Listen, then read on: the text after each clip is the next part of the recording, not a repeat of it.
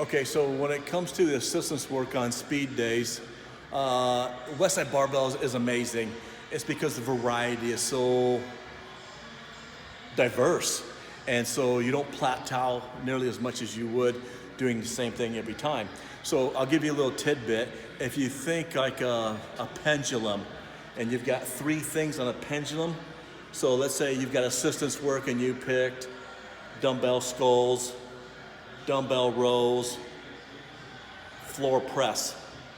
So what you do, you pick your weakest one to go here. And it's very simple, is every week that pendulum moves, this first one gets kicked out of the program, you bring a brand new one into the program, so every week you're getting a brand new assistance work. So you're getting that variety. So you'll pick 3, one gets kicked out, a new one gets kicked back in. So variety is key, and you'll start breaking records on these pretty quick. So pick, if you're a coach, if you know someone really is weak on, medial tricep, we're doing tape press, we'll put that in that first position, so they're doing it for at least 3 weeks, and on that 4th week they're getting a new one. So you're constantly getting new assistance work, which breaks up plateauing. So hope that helps on the assistance work. Good luck, coaches. Jimmy check.